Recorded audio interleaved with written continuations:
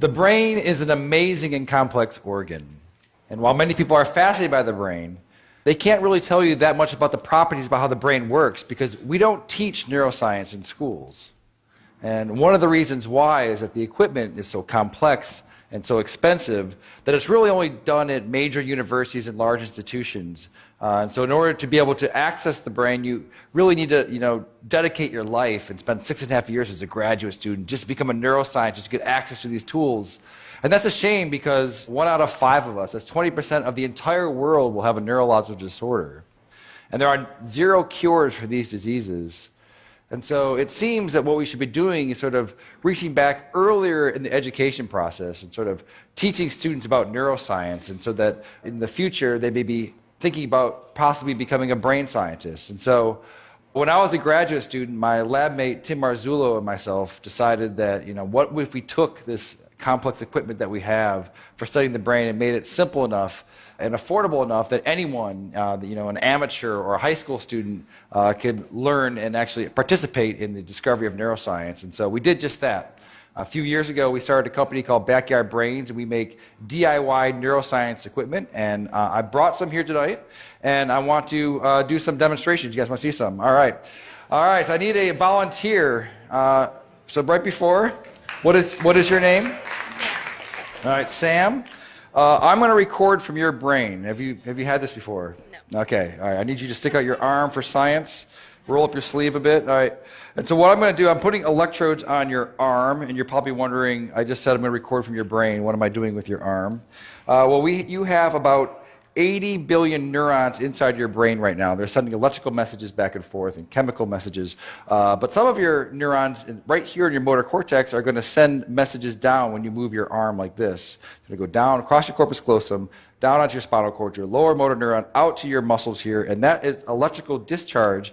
It's going to be picked up by these electrodes right here. And we're going to be able to listen to exactly what your brain is going to be doing. So I'm going to turn this on for a second. Have you ever heard what your brain sounds like? All right, let's turn it on. So go ahead, go ahead and squeeze your hand. All right, so what you're listening to, so this is your motor units that are happening right here. Okay, so let's take a look at it as well. So I'm going to stand over here. And I'm going to open up our app here. So now I want you to squeeze. Yeah, so right here, these are the motor units that are happening from her spinal cord out to her muscle right here. And as she's doing it, you're seeing the electrical activity that's happening here. We can even click here and try to see one of them. So keep doing it really, really hard. Yeah, so now we've paused on one motor action potential that's happening right now inside of your brain. Okay.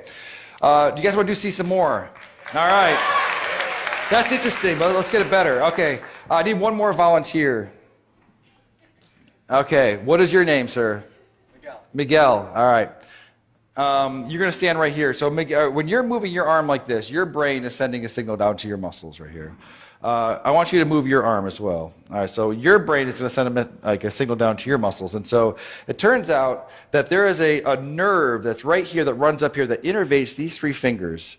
And it's close enough to the skin that we might be able to stimulate that. So that we can do is copy your brain signal that's going out to your hand and inject it into your hand so that your hand will move when your brain tells your hand to move. And so in a sense, she will take away your free will, and you will no longer have any control over this hand, okay?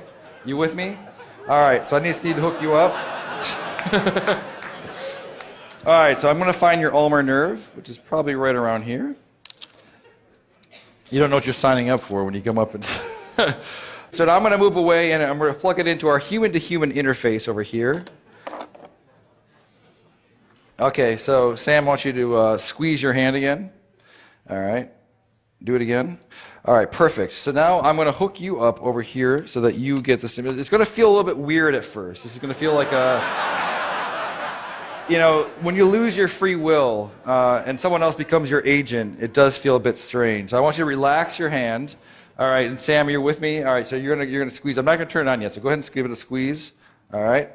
So now, are you ready, Miguel? Ready as I'll ever be. Okay, so I've turned it on. So go ahead and turn your hand. Do you feel that a little bit? No. Okay, do it again.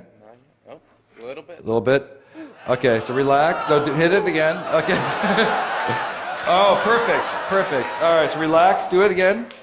All right, so now.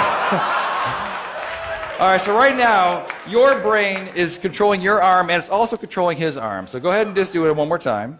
All right, so that's perfect.